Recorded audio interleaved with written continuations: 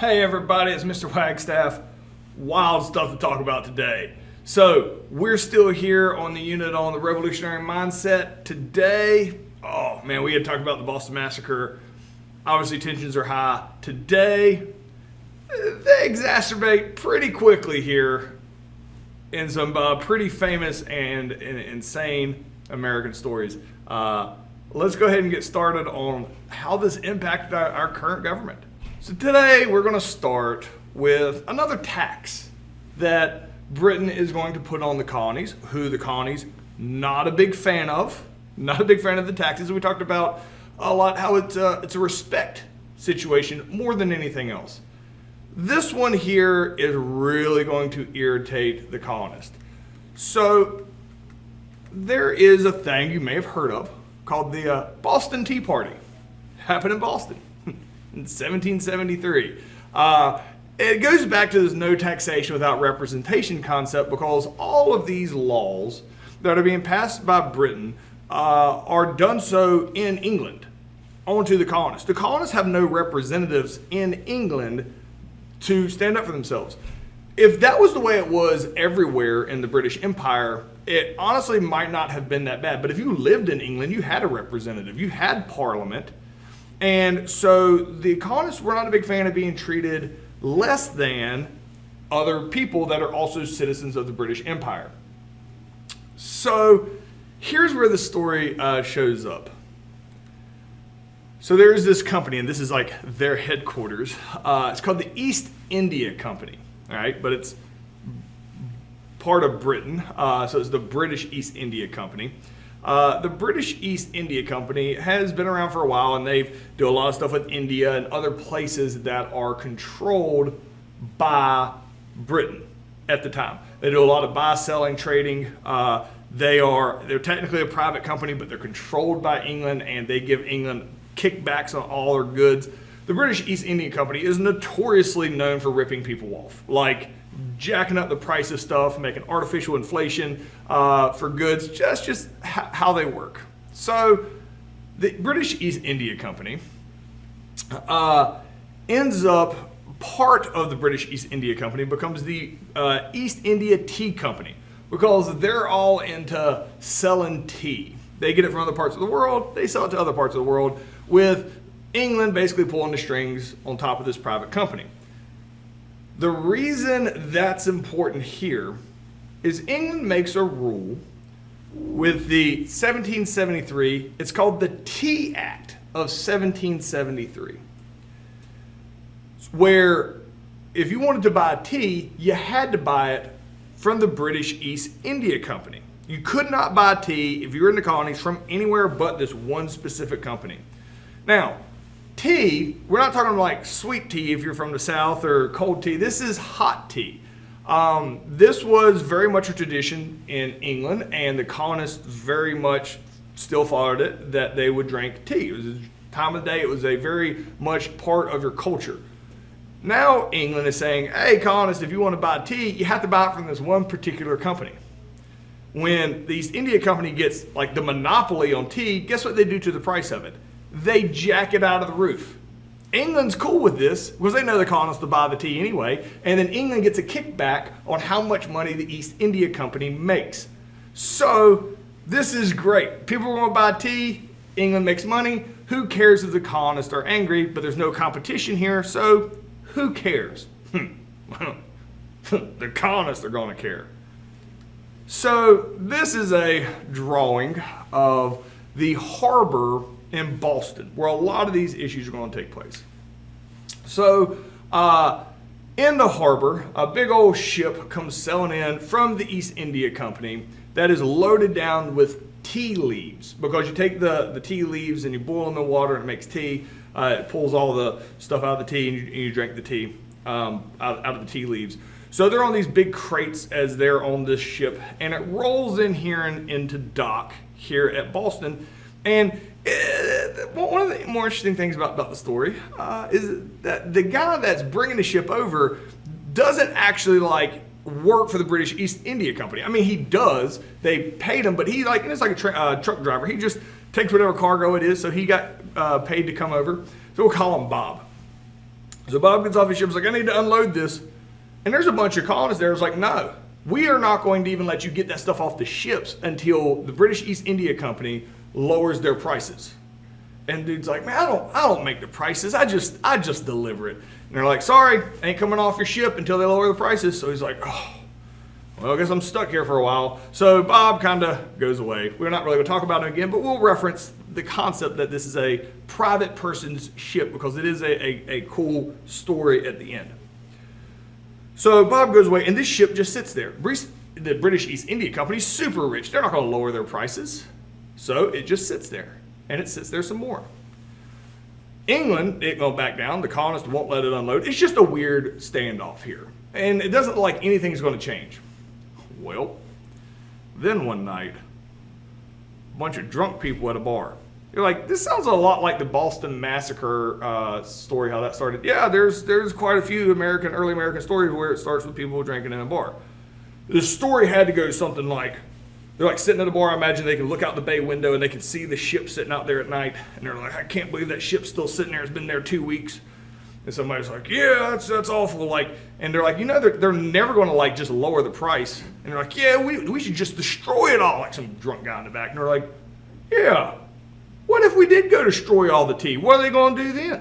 All right, then they'll have to lower the prices, all right, because they'll know that we refuse to allow it to come in. We'll just destroy it instead. So they're like, okay, let's go to this ship and destroy it. Now, here's one of the many pictures of the drunk guys getting on a little rowboat and rowing out to this ship filled with tea leaves in these boxes. You're like, what is all them spiky stuff on their hair? To not get caught, keep in mind, these are drunk guys. They thought, you know what we're going to do? We're going to dress up like Indians. Keep in mind, I mean, the French and Indian War was a handful of years prior to this.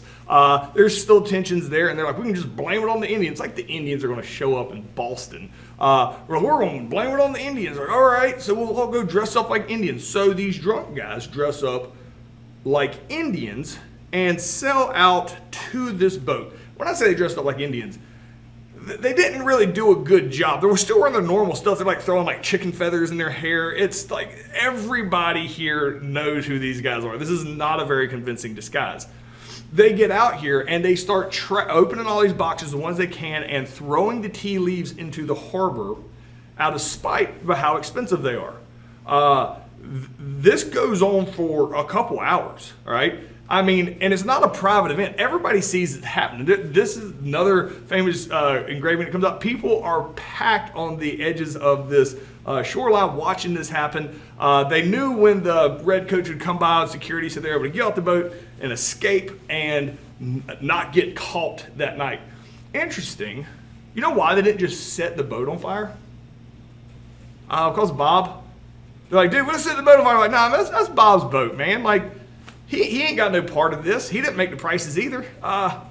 Let's not go destroy his boat. Now, I've always thought that was kind of interesting that there was an actual conversation that took place that let's not, destroy the boat. Let's just destroy the supplies out of respect for this random, like the equivalent of a truck driver back then. So all the colonists, they're dressed up like Indians. They get off the boat and they run back into shore. The redcoats show up. I mean, this is millions of dollars of wasted product. Millions. And the redcoats show up and they're like, who did it? Who did it?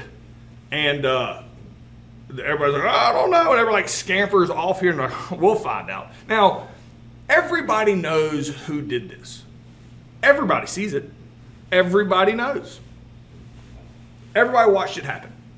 The entire town came out, cheered it on while it was happening. You're like, all right, Mr. Wagstaff, well, are you going to tell us who did it? I can't. Why not, Mr. Wagstaff? Because nobody would ever be a tattletale. Because no one likes a tattletale. This is what happens the next day. The redcoats go to everybody like, who did it? And everybody's like, I have no idea. Like, you saw it. Like, yeah, it looked like some Indians to me.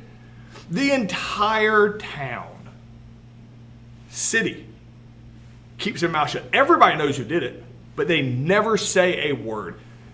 That's commitment, all right? And so I did. So I'm looking up pictures. I have to show you this because it struck me as funny. So here's a picture. I was trying to find something that said, nobody likes tattletales, because snitching is a whole different thing. It's not snitching. I'll drop some knowledge on you. A snitch is when like two people commit a crime, all right, and they're trying to get away with it, and then one of those people says, "I tell you what, I'll turn in the other guy if I cannot be in trouble." That's a snitch when they both committed a crime. Just telling on somebody else who did a crime when you had nothing to do with it just makes you a tattletale. That's not a snitch. Anyway, so I was trying to find pictures and I found this. This is a book on Amazon. It says, No Tattletales. A little girl learns to hold her tongue. Like, it's a kid's book. It's not. I'm like, man, that seems dark. Like, what'd you have to do to this little girl? Like, I just feel like it's, I don't know. Maybe I've seen too many gangster movies for this not to strike me as like, what? Anyway, because it's not like anything awful. It's a kid's book. But I have no idea what the book is about, but it is a kid's book. With that being said, England is furious because they just lost millions of dollars of money because the East India Company did, so therefore they did. They are furious at the colonists after this. So the question here is, why did the colonists have the Boston Tea Party? Why do you think that England would respond more strongly to that action as opposed to just boycotting? Why do you think England is clearly going to be more upset about the Boston Tea Party than just if they refuse to buy the tea? So pause me, answer that completely. We're moving on. So when nobody will take responsibility for this in the time shortly after that, in 1774, because it was just a couple months later before the year changed, England is going to send a message to the colonists. And they pass a group of laws called the Intolerable Acts, which fundamentally shape our government today, all right? Because they're called the Intolerable Acts. That's what the colonists called them. England called them the Coercive Acts. We called them the Intolerable Acts because we could not tolerate them. Let me walk you through what these acts are and how the colonists were furious about them. The first one is closed Boston Harbor until the tea was paid for. England's like, all right, fine. Y'all destroy our stuff until you pay it back. Boston Harbor is closed. Completely closed it. This is your only source of income in or out, right? Is the Boston Harbor. Completely shuts it down. The second thing they do is no more town meetings are allowed if the governor so chooses. The government says, nope, no more meetings, you can't have a meeting. This infuriated them so much. Once the Revolutionary War happens, spoiler alert, is about to, America's going to create our own constitution that we still use today. A lot of the things in the Constitution come directly from this situation. In our Constitution, it says you have a right to assembly. Because we could not believe that the British government said we couldn't do it. All right? So after that, this is another part of the Intolerable Acts. Any British official or soldier accused of a crime will be tried in England. So if a British soldier goes and beats somebody up, all right, and they should be arrested for assault, or if they go murder a colonist, they don't get in trouble here. They get on a boat and go back to England where they're held accountable. And whether or not they're held accountable doesn't really matter, because the belief by the colonists is they would not be held accountable, and therefore completely unacceptable. So the colonists view this as a get out of jail free card for the redcoats. Infuriated them. All right. The next one was the Quartering Act. This one, so this is it seemed a whole lot worse than it really was. So the Quartering Act required colonists to house troops in their own homes or businesses. They are responsible for feeding them, giving them a bed, giving them a place to live. This picture here is the absolute horror of what would happen, is that the redcoats come in, he's got like blood dripping off his sword or something here, and he's like comes in like murder people, this is my bed, and like hacks them to pieces, and this innocent family is forced out of their home. The actual wording is that if you had an abandoned house, like if you had a rental property that wasn't being used, that you had to give that to the troops, or if you had an empty house, it had to be unoccupied. Like, it literally doesn't say that they're allowed to come in your house. But again, the media made it out to be different. People like Paul Revere. People thought that they would be forced to house the troops that are here to like punish them for the Boston Tea Party. So there is such outrage about this idea that you would have to house troops in your own house and displace your own family, that it is literally part of our current Constitution. Because once this is over and we create our own Constitution, we have an amendment in the Constitution, Fourth Amendment, which says you will never have to house troops.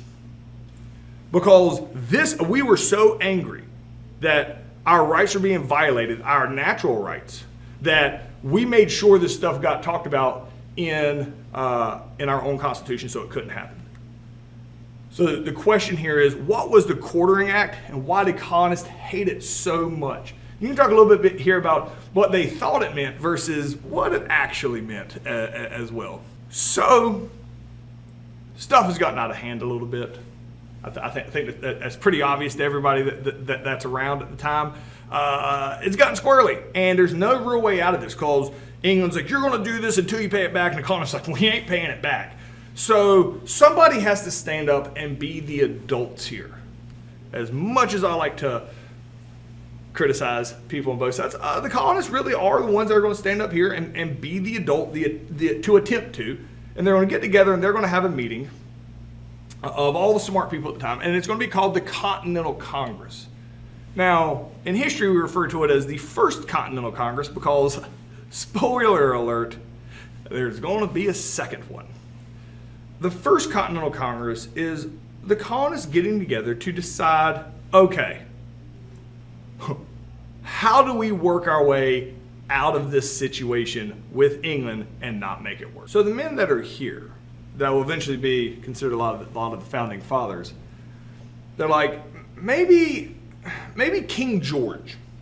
King George just doesn't quite understand why we're upset.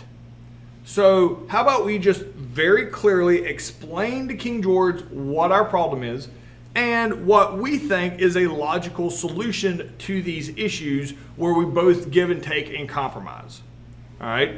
This is going to be called the Declaration of Resolves. And the Continental Congress, eventually will be referred to in history as the First Continental Congress, they spend all types of time and effort to fill out all these forms like, all right, King George, here's why we got beef with you.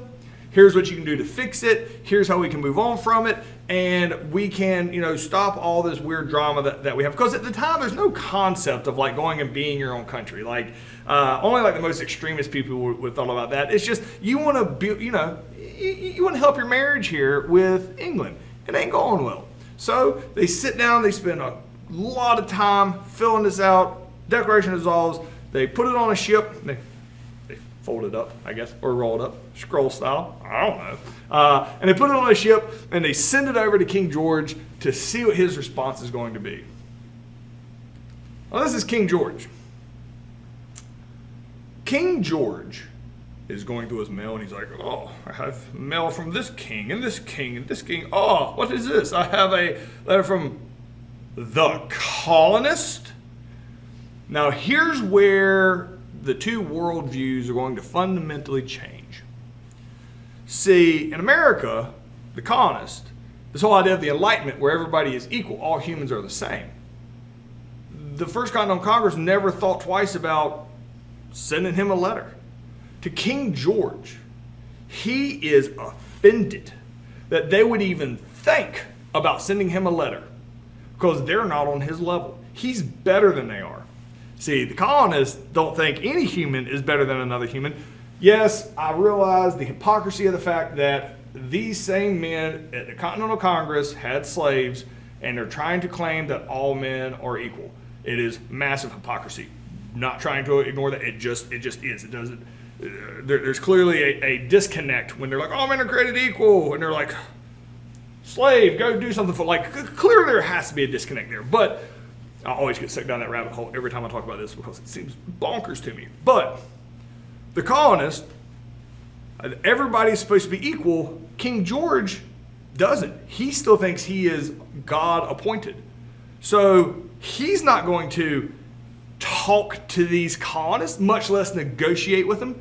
He doesn't even read the Declaration of Resolves. Tears it up because they are beneath him.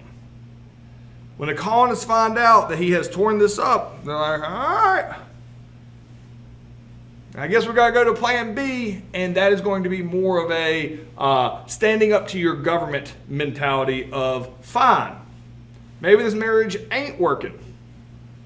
Maybe we need to go our separate ways. Starts to creep into the minds of people after King George refuses to acknowledge the Declaration of Resolves. So the question here is, explain the fundamental difference in worldviews that caused King George to refuse to read the Declaration of Resolves while simultaneously infuriating the colonists that he didn't. Which doesn't need a question mark at the end of that. We'll just go with that. But they're basically, how did the king view equality and how did the colonists view equality is really what I'm looking at here with this answer. So answer that completely. We got it. The story just gets crazier and crazier. All right. So as far as we're going to get today, see you guys tomorrow.